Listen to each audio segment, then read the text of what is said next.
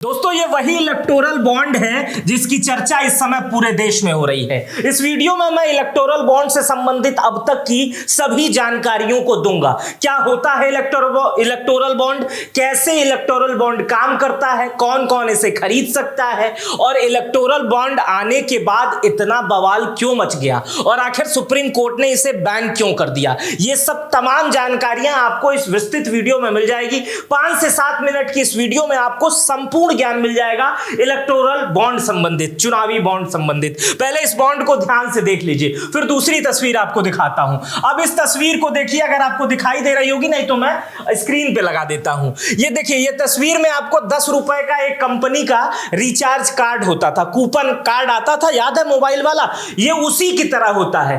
अब आपको याद होगा उस समय की बातें कि किसी का कार्ड गिर जाया करता था तो दूसरा व्यक्ति पाता था तो खुर्च के अपने मोबाइल में भर लेता था, और बहुत सारे लोग तो खुर्चे हुए कार्ड को भी दोबारा भरने की कोशिश करते थे। ठीक उसी तरह इलेक्टोरल बॉन्ड भी काम करता है। शायद यही कारण है कि सुप्रीम कोर्ट ने उसे बैन कर दिया। कैसे कैसे काम करता है ये आगे बताऊंगा। और यहां पर देखिए चंद्रचूड़ साहब की, मुख्य न्यायाधीश साहब की फोटो, और इस फोटो में देश भर के तमाम, जो हल्क से लेकर स्पाइडरमैन और जो भी तमाम जो सुपरमैन्स थे वो उनके आगे झुकते हुए नजर आ रहे हैं। और यही कारण है कि जब चंद्रचूड़ साहब की बेंच ने इसे बैन किया तो पूरे राजनीतिक दलों में, केवल एक ही पार्टी नहीं, आप समझेंगे बीजेपी के विरोध, किसी का नहीं, सबके अंदर खलबली मच गई इसके बैन करने के बाद, क्योंकि पैसा तो सब लेते हैं। अब कितना कौन अब तक लिया है यही बताने जा रहा हूं, और कैसे काम करता है ये इलेक्टोरल बॉन्ड वो बताने जा रहा हूं। लेकिन पहले इलेक्टोरल बॉन्ड से पहले क्या होता था आप समझिए। देखिए, राजनीतिक दल जो होते हैं वो कोई नौकरी करते नहीं है, कोई सर्विस देते नहीं है, इसलिए वो पैसा तो कमाते नहीं है। उनको जरूरत होती है चंदे की, वो चंदा मांगते हैं कि भैया हमें दे दीजिए, हमारी विचारधारा ये है, हम सरकार में आएंगे तो ये कर देंगे, वो कर देंगे, ये कर देंगे। इसी से आम जनता, व्यापारी प्रभावित हो जाते हैं और कहते हैं देश में बदलाव लाने के लिए इस राजनीतिक दल को लाना जरूरी है, और उसे चंदा देने लगते हैं। पहले यह प्रक्रिया कैश में होती थी, लोग कैश देते थे, मोटा सा ऐसे आया आदमी और कैश देके चला गया, खूब कैश वाले पैसा आते थे। आप राजनीतिक दलों में देखते होंगे, तमाम राजनीतिक दल, एक राजनीतिक दल नहीं, तमाम राजनीतिक दल, वहां पे मटन पार्टी, मुर्गा पार्टी होती होगी। आपने नेताओं को देखा होगा हेलीकॉप्टर से तर तर तर तर तर घूमते घूमते आते होंगे, साड़ी और दारू बांटते हुए भी आपने देखा होगा। और तमाम इलेक्शन में आपने बड़ी बड़ी रैलियों को देखा होगा जिसमें बहुत सुंदर सुंदर टेंट बनाए जाते हैं। इसमें करोड़ों अरबों रुपए का खर्च होता है। और यह पैसा कहां से आता है? कोई भी राजनीतिक पार्टी कोई सर्विस नहीं करती है, कहीं से उद्योग नहीं करती है, तो उन्हें पैसा जो आता है ये दान से आता है। पहले ये पैसा कैश में आता था, तो लोग क्या करते थे, अपना ब्लैक मनी पार्टियों को दे देते थे, अपना टैक्स में देने वाला पैसा किसी राजनीतिक दल को दे दिए, कहे यार तुम्हारी सत्ता है, थोड़ा टैक्स इधर उधर कर लेना, देख लेना। तो इस तरह का पैसा मैनेज हो जाता था। लेकिन 2017 में मोदी सरकार ने इलेक्टोरल बॉन्ड लाया, और इलेक्टोरल बॉन्ड से यह कहा गया कि इस इलेक्टोरल बॉन्ड के आने की वजह से जो खर्चे हैं, जो पैसे हैं, वो ट्रांसपेरेंसी आ जाएगी। लेकिन इतनी भी नहीं आएगी कि आम आदमी को पता चल जाए। इसमें सारा पैसा जो दिया जाएगा वो ऑनलाइन दिया जाएगा, ऑनलाइन खातों में आएगा, और जिसको जिसको देना है वो दे दे। अब मैं शुरुआत में आपसे बताया ये काम कैसे करता है, मोबाइल की पर्ची की तरह होता है। पहले मैं आपको बता दूं कि ये लॉन्च कब हुआ।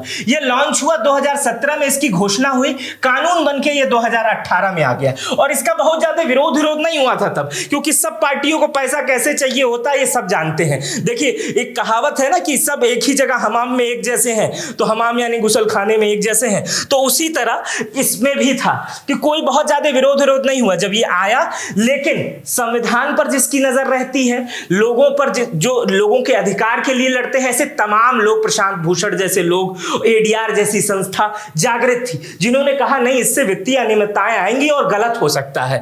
तो उसका विरोध होना कुछ लोगों ने शुरू किया, कुछ राजनीतिक दल भी इसके बाद आए, और तमाम राजनीतिक दल आज विरोध में दिख भी रहे हैं। लेकिन यह 2018 में लागू कर दिया गया इलेक्टोरल बॉन्ड, इसी तरह दिखता है। अब इसका उपयोग कैसे किया जाता है यही मैं आगे बता रहा हूं। देखिए, इसका उपयोग किया जा सकता है? पहले मैं ये बता दूं आपको कि किसे दिया जा सकता है ये बॉन्ड, कहां मिलता है ये बॉन्ड और कब जारी होता है इलेक्ट्रॉनिक बॉन्ड। इसका उपयोग करने का जो तरीका होता है वो ये होता है कि इसे किसी भी एसबीआई की शाखा से जो अधिकृत है सरकार की तरफ से, वहां जाकर आप इलेक्टोरल बॉन्ड खरीद सकते हैं। और ये अब आप ये सोच रहे होंगे कि इलेक्टोरल बॉन्ड खरीद लें और जो राजनीतिक दल अभी कोई भी बना है उसको ले जाके दे दें। अब ये खरीदा कैसे जाता है उसको मैं समझाने की कोशिश करता हूं। आप गए, आपको 1,000, 10,000, 1 लाख, 10 लाख और 1 करोड़ 5 भागों में ही आता है। आपको जो खरीदना है आपने खरीद लिया और राजनीतिक दल को किसी भी दे दिए। अब ये किसी वाला राजनीतिक दल जो है यहां पे खत्म है। अब किसी राजनीतिक दल को इसको आप नहीं दे सकते हैं। जिस राजनीतिक दल ने अपने पिछले चुनाव में 1% वोट पूरे देश के हासिल किए हो उसी राजनीतिक दल को आप ये इलेक्टोरल बॉन्ड दे सकते हैं। अब ये इलेक्टोरल बॉन्ड आप एसबीआई में गए, आपसे पूछा जाएगा कि भैया आप कौन हैं, आप दे रहे हैं, लेकिन ये बात बैंक किसी को नहीं बताएगा। जैसे आप स्क्रैच कार्ड खरीदने जाते थे तो दुकानदार से आप स्क्रैच कार्ड ले लेते थे और वो स्क्रैच कार्ड आप अपने मम्मी को दे दीजिए, अपनी पत्नी को दे दीजिए, गर्लफ्रेंड को दे दीजिए। अब ये तो आपके ऊपर है ना कि आप किसको दे रहे हैं। उसी तरह आप इलेक्टोरल बॉन्ड जाके एसबीआई से खरीद लीजिए और उसके बाद से आप दे दीजिए और जिस पार्टी को आपने दिया उसको 15 दिन में इसे भजाना होता था। तो कहां मिलना था ये तो मैंने आपको बता दिया, एसबीआई में मिलना था। तो लोग जाकर वहां से खरीद लेते थे और फला राजनीतिक दल से जब मंत्री जी के साथ मिलना हुआ, आज माननीय के साथ बैठक हुई, उसी में धीरे से इलेक्टोरल बॉन्ड पकड़ा दिए। अब उनका फायदा हो गया, वो अपना उनके कर्मचारी गए बैंक में भजा लिए। अब पता चले वो 1-1 करोड़ का 10 इलेक्टोरल बॉन्ड लेके गए हो। जैसे इस बार जब सुप्रीम कोर्ट के कहने पे एसबीआई ने देखा है और चुनाव आयोग ने उसको अपनी वेबसाइट पे लगाई है, एसबीआई ने भी लगाया है, तो उसके बाद उसमें दिख रहा है कि तमाम इलेक्टोरल बॉन्ड ऐसे ऐसे लोग हैं जिन्होंने 1-1 करोड़ के 20-20 electoral bond, 100-100 electoral bond, 128 electoral bond, 500 electoral bond. कुछ कंपनियां तो ऐसी हैं जिन्होंने 1300 करोड़ रुपए का चंदा दिया है और कुछ तो ऐसी कंपनियां हैं जो ब्लैकलिस्टेड हैं, जिनके वहां आए दिन ईडी के छापे पड़ते हैं। कुछ कंपनियां तो ऐसी हैं जिनका अता पता भी नहीं है कि वो कौन सी कंपनियां हैं। कुछ कंपनियां ऐसी हैं जो विदेश की मदर से डॉटर कंपनियां हैं। उन कंपनियों ने भी चंदा लिया है और इलेक्टोरल बॉन्ड खरीदा है और चंदा दिया है। तो समझिए ये वो कंपनियां हैं जिनका व्यवसाय भी नहीं था लेकिन उन्होंने चंदा दिया है। ये वो कंपनियां हैं जो सट्टेबाजारी में थी और उसके बाद भी उन्होंने चंदा दिया है। तो अब इस चीज को बैन करना क्यों जरूरी था वो आगे हम समझेंगे, लेकिन कब जारी होता है ये इलेक्टोरल बॉन्ड पहले वो समझा देता हूं। देखिए ये इलेक्टोरल बॉन्ड साल में 4 बार जारी होता है। पहला महीना होता है जनवरी का, दूसरा अप्रैल का, तीसरा जुलाई का और चौथा अक्टूबर का। हर महीने की पहली तारीख से लेके 10वीं तारीख तक आप देखेंगे कि ये किसी एसबीआई के बैंक में जाकर आप इलेक्टोरल बॉन्ड खरीद सकते हैं 1,000 रुपए से लेके 1 करोड़ रुपए तक। अक्सर आप देखा करिए इसी महीनों में नेताओं से मिलने वाली तस्वीरें भी बहुत ज्यादा आती हैं कि मंत्री जी के साथ मिलना हुआ, ऐसी तस्वीरें बहुत आती हैं। तो ये खरीद सकते हैं आप इलेक्टोरल बॉन्ड जाके। अब तक कितना चंदा मिला है पहले हम बता दे रहे हैं जब से इलेक्टोरल बॉन्ड आया है। देखिए 2017 में ये घोषणा हुई थी, 18 में लागू हुआ था और 2021-22 में 23 का डाटा अभी तक नहीं दिया गया है। ये इंडियन एक्सप्रेस की रिपोर्ट है। जो सबसे अभी तक जो पैसा खर्च, जो अभी तक पैसा मिला है इलेक्टोरल बॉन्ड के माध्यम से वो इतना मिला है 9,208 करोड़ रुपया। इतना बड़ा पैसा समझ रहे हैं। इस देश में तमाम लोग 5 किलो राशन लेने के लिए लाइन में खड़े हैं, लेकिन राजनीतिक दलों के हवाई जहाज उड़ने के लिए, हेलीकॉप्टर उड़ने के लिए 9,208 करोड़ रुपया मिला हुआ है, जिसमें सबसे अधिक पैसा भारतीय जनता पार्टी को मिला हुआ है 5,271 करोड़। दूसरे नंबर पर है कांग्रेस जिसे 9,952 करोड़ रुपए मिला हुआ है। तीसरे नंबर पर है कि तृणमूल कांग्रेस जिसे 767 करोड़ रुपए मिला हुआ है। चौथे नंबर पर है आपका बीजेडी और 5वें नंबर पर डीएमके, एनसीपी, आम आदमी पार्टी को मात्र 48 करोड़ और सबसे नीचे जो है वो जेडीयू, तीर के निशान वाली। आपको पता है ना तीर का निशान किसका है, तो आप समझिए ये वो राजनीतिक दल हैं जिन्हें लाइन से अगर देखा जाएगा इसके बाद भी पैसा मिला है। ये वो राजनीतिक दल हैं जिन्हें इलेक्टोरल बॉन्ड के माध्यम से पैसा मिला हुआ है, इसीलिए बहुत ज्यादा लोग विरोध नहीं कर रहे थे। पैसा तो सबको मिल रहा है। अब आप यहां देख रहे होंगे कि बीजेपी को सबसे ज्यादा पैसा मिला हुआ है। तो भाई जो सत्ता में रहता है उसको निश्चित रूप से बहुत ज्यादा पैसा मिलता है। इससे पहले अगर आप 2004 से 2014 देखेंगे, जब कांग्रेस की सरकार थी, राहुल गांधी जिसके इस समय जिसको लीड कर रहे हैं, तब उस समय कांग्रेस को भी सबसे ज्यादा पैसा मिलता है। अक्सर व्यापारी पैसा वहीं लगाते हैं जहां पर उनका पैसा निकल सके। अब ये पैसा तो आपने समझ लिया, लेकिन सुप्रीम कोर्ट ने इसे बैन क्यों किया, अब आइए इसको समझाता हूं मैं। इसको बैन करने के पीछे जो वजह थी वो जानकर आप चौंक जाएंगे। ये है उसके बैन करने के पीछे। अब जब ये इलेक्टोरल बॉन्ड आया, पहले ऐसे ये आप देख रहे हैं यहां पर नोट ले जाके सीधे नेताजी को दे दिया गया। उसके बाद से ये इलेक्टोरल बॉन्ड आया, नेताजी की और मौज हो गई और पार्टी की और मौज हो गई। अब इसको बैन करने वाले लोग कौन है, अब कराने वाले लोग कौन है? ADR, association for democratic reforms. ये हमारे डेमोक्रेटिक चीज़ों की रक्षा करती है, हमारे अधिकारों की रक्षा करती है और हमारे अधिकार संबंधित तमाम चीज़ों के ये रक्षा करती है। अब सूचना का अधिकार भी भारत में एक अधिकार है और ये सबको है। हर व्यक्ति को ये पता होना चाहिए कि उसके चुने जाने वाला प्रतिनिधि क्या कर रहा है, कहाँ से पैसा ला रहा है, राजनीतिक दल कहाँ से पैसा ला रहे हैं, ये सबको अधिकार है। तो क्या हुआ कि एडीआर ने, सुप्रीम कोर्ट ने मुकदमा कर दिया और कहा कि ये जो इलेक्टोरल बॉन्ड है इसे बंद करना चाहिए, क्योंकि इससे वित्तीय अनियमितता आ जाएगी, मनी लॉन्ड्रिंग के मामले बढ़ेंगे। तो एडीआर ने, जब सुप्रीम कोर्ट ये मामला गया, कहे नहीं है तो सरकार कानून पास करके लाइए तो सही चीज होगी।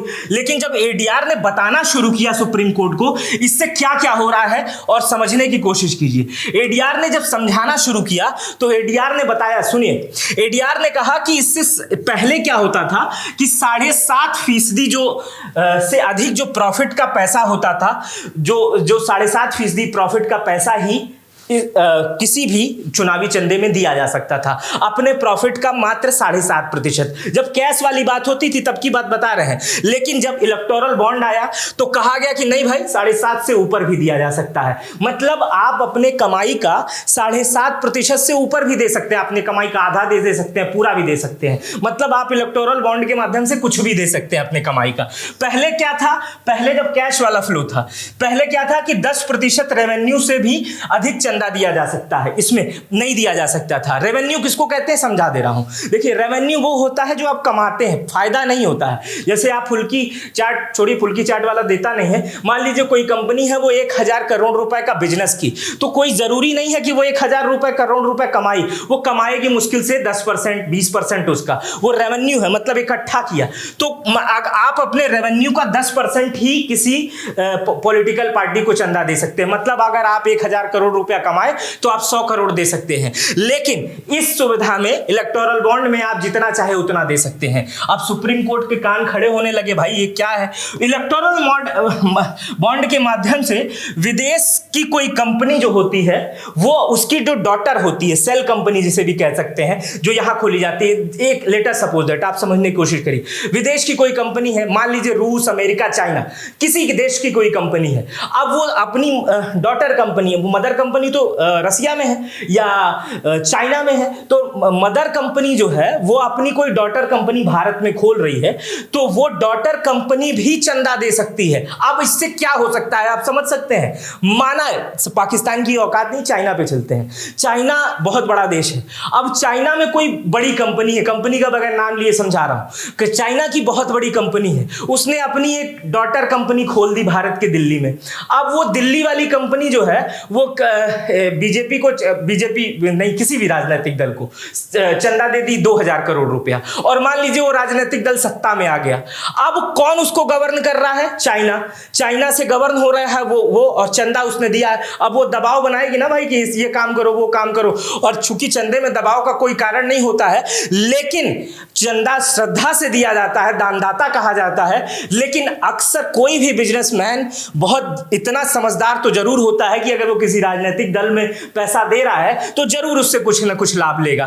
तो इसमें विदेश की डॉटर कंपनियों से भी पैसा लिया जाता है। सुप्रीम कोर्ट ने देखा, कहा अरे बाप रे बाप, ये तो बहुत गलत है, इसको बैन कर देना चाहिए। जब सुप्रीम कोर्ट ने बैन किया तब क्या कहा था, 3-4 महीने पहले की बात बता रहा हूं, काले धन पर अंकुश लगाने के उद्देश्य से सूचना के अधिकार का उल्लंघन उचित नहीं है। चुनावी बॉन्ड योजना चुनाव के अधिकार और अभिव्यक्ति की आजादी का उल्लंघन है। राजनीतिक दलों द्वारा फंडिंग की जानकारी उजागर उजागर न करने का उद्देश्य विपरीत है। चुनावी बॉन्ड को रद्द करना होगा। सुप्रीम कोर्ट ने आगे कहा कि चुनावी बॉन्ड योजना अनुच्छेद 19(1)(a) का उल्लंघन है। कोर्ट ने इसे असंवैधानिक माना और सुप्रीम कोर्ट ने चुनावी बॉन्ड योजना को रद्द कर दिया।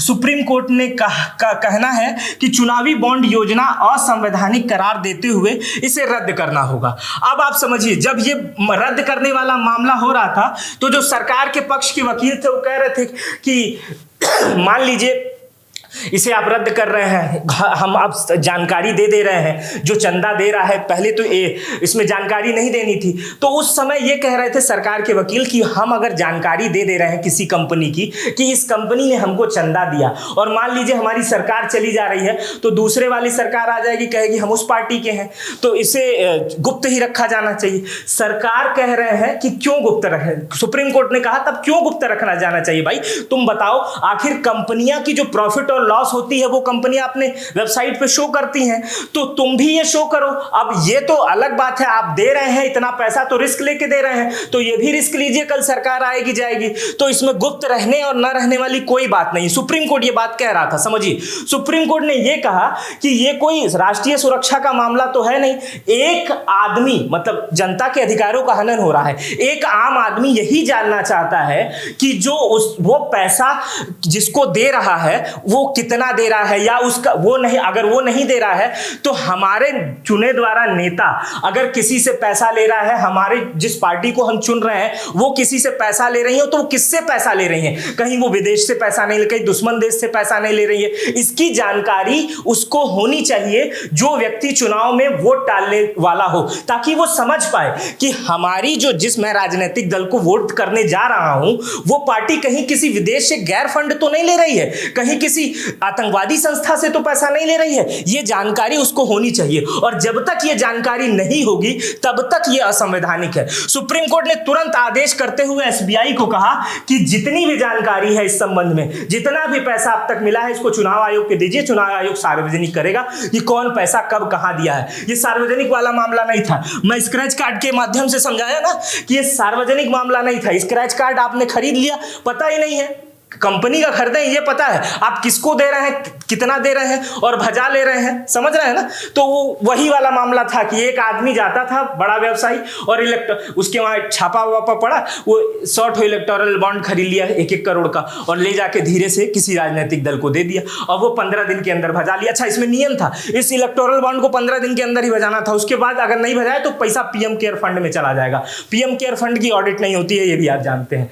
तो इसमें भी थोड़ा सा सुप्रीम कोर्ट को लगा कि भाई 15 दिन में जो नहीं भज रहा है उधर भी चल जा रहा है, और लगभग इस बार की रिपोर्ट में 187 जो बॉन्ड है वो भज नहीं पाए, वो पीएम केयर फंड में चले गए। अब पीएम केयर फंड की ऑडिट नहीं होती, उसको ऑडिट से दूर रखा गया। खैर ये अलग विषय है, किसी दिन विस्तार से वीडियो बनाऊंगा। तो उसके बाद से एसबीआई को आदेश दिया गया कि भाई एसबीआई सुनो, बहुत लेट नहीं लगाना है, चुनाव से पहले 13 तारीख तक जितने बॉन्ड आए हैं, जितनी चीजें आई हैं, सब सार्वजनिक करो, हर आदमी को पता चलना चाहिए किस राजनीतिक दल को कैसा पैसा दिया गया। उसके बाद से कल आता है इलेक्टोरल बॉन्ड का, एसबीआई जो है भेजती है सुप्रीम कोर्ट को, देती है, कहती है लीजिए सर, और उसमें भी घाल मेल करके देती है, बहुत सारे घाल मेल करके देती है। फिर आज सुप्रीम कोर्ट उसमें सुनवाई करता है। सुप्रीम कोर्ट कहता है आज ये कहता है कि इलेक्टोरल बॉन्ड के लेकर जो सुप्रीम कोर्ट का फैसला एसबीआई को फटकार लगाती है, उसमें कहते हैं सुप्रीम कोर्ट कि बॉन्ड नंबरों का खुलासा किया जाए। कोर्ट ने स्टेट बैंक को डाटा की कॉपी देने का आदेश किया। सुप्रीम कोर्ट के रजिस्ट्रार ने कहा कि वो सुप्रीम कोर्ट में जमा सीलबंद डाटा की स्कैन कॉपी अपने पास रखें और मूल डाटा कल शाम 5 बजे तक चुनाव आयोग को सौंपें। बेंच ने यह भी कहा है कि एसबीआई ने 11 मार्च के कोर्ट के आदेश की पूरी तरह पालन नहीं किया है, जिसमें बैंक को चुनावी बॉन्ड से संबंधित सभी जानकारियां का खुलासा करने का आदेश दिया गया था। बेंच ने अपने फैसले में स्पष्ट किया कि चुनावी बॉन्ड से जुड़ी सभी जानकारियां खरीद की तारीख, खरीद का नाम और मूल्य वर्ग सहित उपलब्ध कराए जाने चाहिए। मतलब सुप्रीम कोर्ट ने कहा था कि भैया जैसे आपके पास, आपको पता है कि कौन पैसा दिया है, इलेक्टोरल बॉन्ड तो वहां तक पहुंच गया, आपको पता है ना कि कौन पैसा दिया, उसका नाम बताइए, पता बताइए, कंपनी बताइए, सीधे सीधे बताइए कि फला दल को इतना पैसा इस पार्टी ने, इस व्यक्ति ने दिया है, क्योंकि ये एक आम आदमी के जानने का अधिकार है और ये करने वाले महाबली चंद्रचूड़ साहब हैं। इनकी 5 जजों की बैठक थी, 5 जजों की बेंच थी जिसने ये फैसला दिया है और लगातार इस पर सुनवाई चल रही है। जब से ये फैसला आया है तब से लगातार एडीआर के मुकदमे के बाद लगातार ये फैसला चल रहा है और सुप्रीम कोर्ट का जो आज का फैसला आया है वो मैं आपको पढ़ के सुना दिया हूं। लेकिन इलेक्टोरल बॉन्ड का ये जो रद्द करने का फैसला हो, चाहे इलेक्टोरल बॉन्ड खरीदने का फैसला हो, इसमें जो मुनाफा है वो राजनीतिक दलों को भी है। ये मामला चल रहा है। इलेक्टोरल बॉन्ड आने से हमें ज्यादा से ज्यादा यही पता चल जाएगा कि कौन सी पार्टी को कौन से लोग चंदा दे रहे हैं। इससे क्या आपको क्या लगता है, क्या उनके वोट प्रतिशत पे असर पड़ेगा? क्या मेरी मानसिकता बदल जाएगी दूसरे पार्टी को वोट देने की? क्या इस न्यूज़ को देखकर ये जो चर्चा चल रही है, सुप्रीम कोर्ट पावर है, निश्चित रूप से पावर है, चंद्रचूड़ साहब पावरफुल है और तगड़ा फैसला दिया है, क्या इससे ये पता चल पाएगा वोट परसेंटेज? जो आदमी बीजेपी को सपोर्ट करता है वो करेगा, जो कांग्रेस को करता है वो करेगा। मुझे लगता है कभी कभी ऐसी चीजें आ जाती हैं जो जिनका सिर्फ मतलब न्यूज में हवा बनना होता है, वो हवा बनती रहती है। इससे मतदाता पे कोई असर नहीं पड़ता है। मतदाता तो 5 किलो राशन और वो जो योजनाएं हैं उसमें ही परेशान है। लेकिन कुछ मतदाता ऐसे हैं, शायद सुप्रीम कोर्ट उन्हीं के लिए काम कर रहा है, जो ये जानना चाहते हैं कि हमारी राजनीतिक दल जिस हेलीकॉप्टर से चलते हैं, जो चुनाव में पैसा खर्च करते हैं, महंगी महंगी गाड़ियों से चलते हैं, वो पैसे का खर्च जो पीछे से उठा रहा है आदमी, वो कौन है? शायद उन्हीं के अधिकारों की रक्षा आज सुप्रीम कोर्ट कर रहा है। फिलहाल सुप्रीम कोर्ट के इस निर्णय, इलेक्टोरल बॉन्ड से संबंधित मेरी दी हुई जानकारी आपको कैसी लगी मुझे कमेंट बॉक्स में बताइए। मेरा नाम मित्र प्रकाश है। वीडियो अगर आप यूट्यूब पर देख रहे थे तो चैनल को सब्सक्राइब कर सकते हैं आप। अगर फेसबुक पे देख रहे थे तो कमेंट करिएगा, शेयर करिएगा और जो अच्छा लगे वो करिएगा। बहुत बहुत धन्यवाद।